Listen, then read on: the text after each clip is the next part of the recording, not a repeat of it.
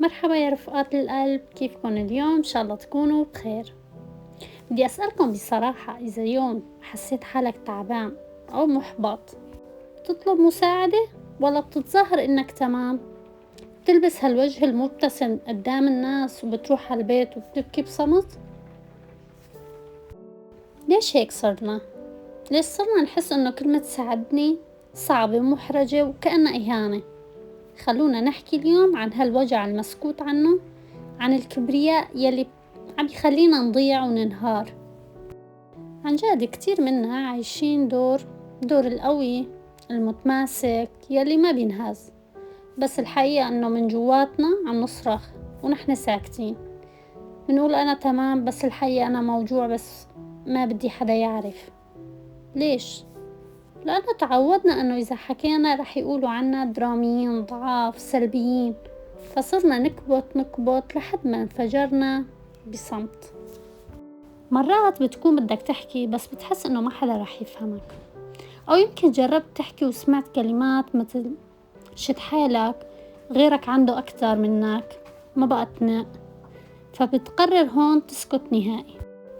بس السكوت ما عم بيريحنا، السكوت عم بيقتلنا شوي شوي.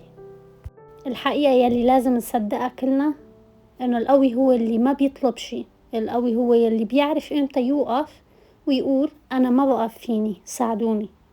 لأنه نحن بشر، فينا نتعب وننهار ونرجع نوقف، بس ما في داعي نكون لحالنا بكل هالمعارك. صدقوني في حواليكم ناس بتحبكم، بس ما رح يعرفوا إذا ما حكيتوا. يمكن حدا بانتظار كلمة واحدة منك ليوقف جنبك. لا تفكر إنه الكل مشغول، ولا تفكر إنك عبء، لأنه أحيانا مجرد مشاركتك لهمك تفتح لك طاقة راحة ما كنت تحلم فيها. وبتشوف انه في ناس مثلك تماما، تعبوا وسكتوا بس نجوا وقت حكوا. والله اكيد كلياتنا عم نتساءل من وين نبلش.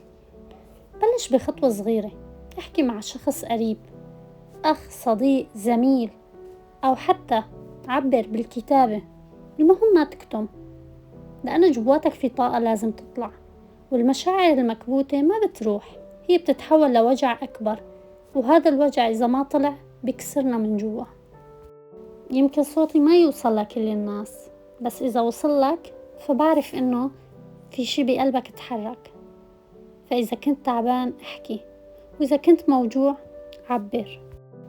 وما تخاف، ما في حدا قوي دائما، كلنا بنمرق بضعف، بس الفرق إنه يلي بيحكي بينقذ حاله. افتح قلبك، مد إيدك، قول كلمة أنا محتاج، ويمكن تكون هاي الكلمة أول خطوة للشفاء طويل وحياة أهدى. إذا حسيت إنه هالكلام لمسك شاركني بالتعليقات، شو أصعب لحظة حسيت إنك كنت بحاجة حدا جنبك وما لقيته. خلينا نفتح مساحة آمنة للحكي، يمكن كلامك ينقذ حدا تاني. بتمنى تكونوا بخير، وإذا ما كنتوا بتمنى تحكوا، لأن الصوت اللي بيحكي أهوى من القلب اللي بينفجر ساكت. بعتلكم طاقة حب، فضفضوا بالتعليقات وخلينا نسمع بعض. وتذكروا دائما ما في حدا قوي طول الوقت، بس في حدا واعي بيعرف امتى لازم يطلب المساعدة. حبايبي، هيك بنكون وصلنا لنهاية الفيديو، بتمنى ينال إعجابكم.